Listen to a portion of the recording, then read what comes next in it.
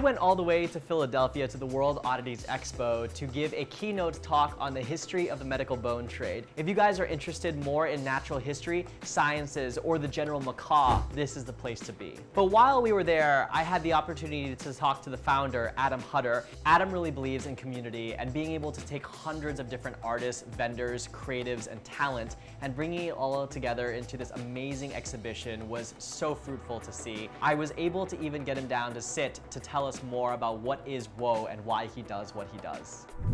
John's Bones. So today I'm here with Adam Hutter, the promoter of World Oddities Expo. Hi, thanks for being here with me today. Thanks for having me. So can you tell me about this amazing event and when you started doing this? I would say end of 2017 was when we first started, and I had been in the oddities business for the better part of a decade. I was a vendor with a lot of tattoo shows and horror movie shows, and there really wasn't an accumulation of oddities. And so it had built up this resurgence of businesses that I saw that we could create a market.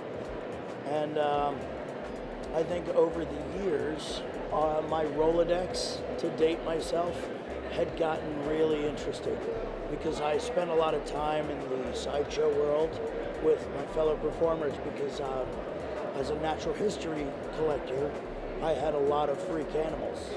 So then I chose to study the origins of sideshow and the freak animals, and I guess that gained me respect with just an array of amazing performers. How do you actually go about finding these vendors? I would say over the years, a lot of small businesses have cropped up.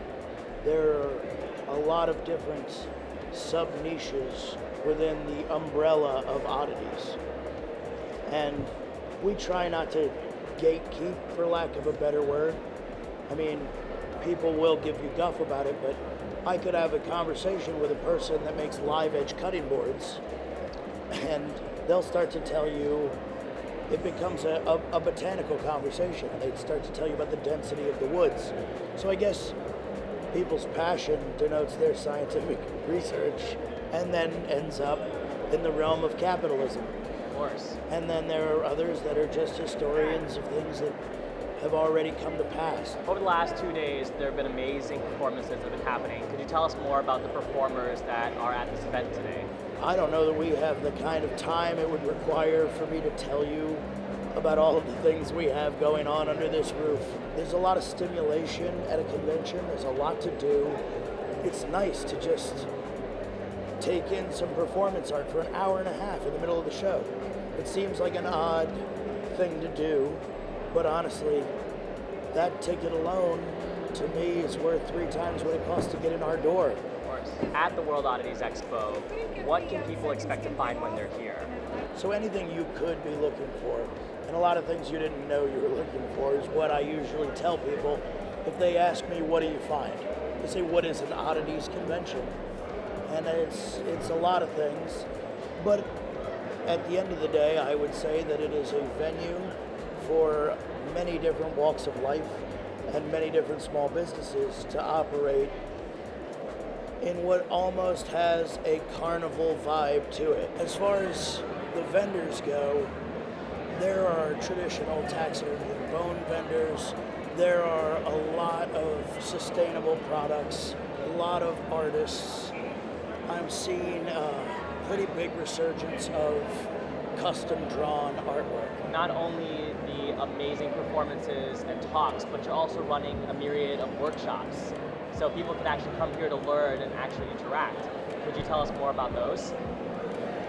So the workshops change here, but we do offer a series of intimate, hands-on activities that you can engage in as extracurriculars. They're add-on tickets. We have multiple taxidermy classes for multiple different reasons. One of the main ones is actually a rat head because of the sustainable specimen, but to produce what is a bust mount lets you learn how to set eyes in taxidermy, which is a really important part of that particular centuries-old art. I've always loved public accessibility and also supporting the arts, where can anyone watching at home find this content? Where can they learn about the expos? Where are you going to be? And where can they find this information? So a great place to monitor all of what we have going on is our Instagram at World Oddities Expo and our website, www.woe2thee. For so many artists, they're trying to get their footing, they want to have their work seen by the world, so being able to see the work that you're doing, giving them a venue and a conduit to be able to show their pieces is truly amazing. I think the goal is always to just have them follow the socials. Follow us on Instagram and see what's going on, and then come here and experience it, because you can watch it to see, and you very well may be able to create a picture for yourself of what we have going on, but that is always changing.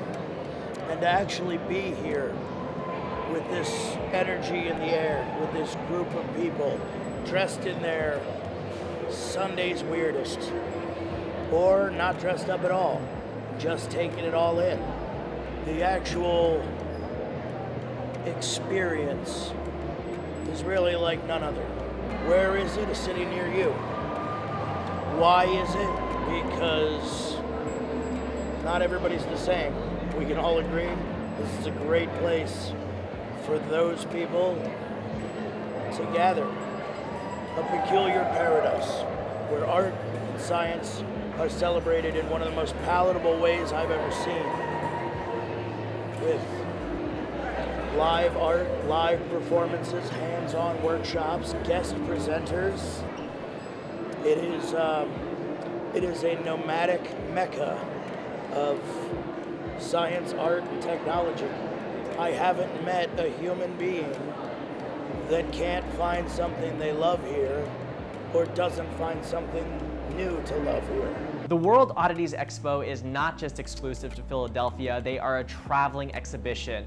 And from this, they have events that happen all over the United States. If you're interested in participating in one of these events or going to one yourself, we would highly recommend you check out their website for their dates and showtimes. If you found this interesting, be sure to like and subscribe for more, and check out next week's video that covers an in-depth spotlight in some of the amazing vendors that took place in this event.